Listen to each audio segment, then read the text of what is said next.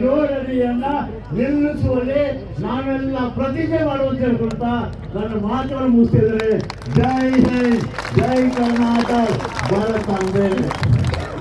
ಇವತ್ತು ಮಾನ್ಯ ತಹಸೀಲ್ದಾರ್ ಇವತ್ತು ಕೊಂಡಿದ್ದಾರೆ, ಅವರಿಗೆ ನಾವು ಗೌರವಪೂರ್ವಕವಾಗಿ ಕುಲಕರ್ಣಿಸೋರಿಗೆ ಸ್ವಾಗತ ಮಾಡ್ತೇವೆ. ಕೇಂದ್ರ ಸರ್ಕಾರಕ್ಕೆ ಮುಖ್ಯಮಂತ್ರಿಗೆ ಕೊಡುವಂತ ಮನವಿಯನ್ನು ಅವ್ರು ಕೊಡ್ತೇವೆ. ಅದರ ನಂತರ ನೀವೆಲ್ಲ ತಂದಂತ ವೈಯಕ್ತಿಕ ಆಕ್ಷೇಪವನ್ನ ನಾವು ಅವರಿಗೆ ಯಾವ ರೀತಿ ಅರ್ಪಿಸಬೇಕು ಅಂತ ಕೇಳ್ತೇವೆ.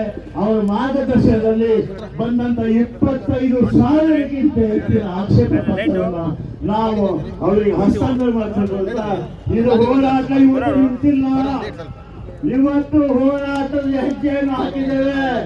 ಮುಂದೊಂದು ದಿನದಲ್ಲಿ ಬಲಿಷ್ಠವಾಗಿ, ಪ್ರತಿಷ್ಠಿತವಾಗಿ ಮತ್ತು ಒಗ್ಗಟ್ಟಿನಿಂದ ನಮ್ಮ ಹೋರಾಟವನ್ನು ಮುಂದುವರಿಸುವಂತ ಕರೆ ಕೊಡುತ್ತಾ ನನ್ನ ಮಾತಿಗೆ ವಿರಾಮವನ್ನು ಹೇಳ್ತಾ ಇದ್ದೇನೆ. ಧನ್ಯವಾದಗಳು. ಮಾನ್ಯ ತಾಲೂಕಾ ದಂಡಾಧಿಕಾರಿ ಅವರು ಬಂದಿದ್ದಾರೆ. ಅವರಿಗೆ ನಮ್ಮ ಈ ಒಂದು ವೇದಿಕೆ ವತಿಯಿಂದ ತುಂಬು ಹೃದಯದ ಸ್ವಾಗತವನ್ನು ಕೊಡ್ತಿದ್ದೇವೆ. ಈಗ ಸಾಂಕೇತಿಕವಾಗಿ ನಮ್ಮ ಒಂದು ಆಕ್ಷೇಪಣಾ ಪತ್ರವನ್ನ ಮಾನ್ಯ ತಾಲೂಕಾ ದಂಡಾಧಿಕಾರಿಗಳವರಿಗೆ ತಾಲೂಕಾ ದಂಡಾಧಿಕಾರಿಗಳ ಮುಖಾಂತರ ರಾಜ್ಯ ಸರ್ಕಾರ ಮತ್ತು ಕೇಂದ್ರ ಸರ್ಕಾರಕ್ಕೆ ಈ ಒಂದು ತಾಲೂಕಾ ಆಡಳಿತ ಮುಖಾಂತರ ನಾವು ಸಲ್ಲಿಸ್ತಾ ಇದ್ದೇವೆ.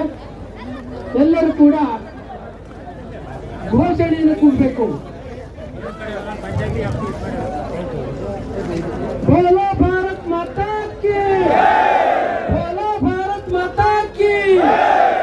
ಅವೈಜ್ಞಾನಿಕ ಯೋಜನೆಗೆ, ಅವೈಜ್ಞಾನಿಕ ಯೋಜನೆಗೆ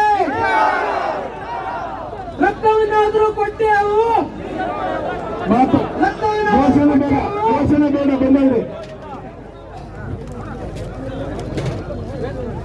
ಎಲ್ಲರೂ ನೀವು ತಂದಂತ ಆಕ್ಷೇಪ ಪತ್ರವನ್ನ ಮೇಲೆ ಎತ್ತಿ ತೋರಿಸಿ.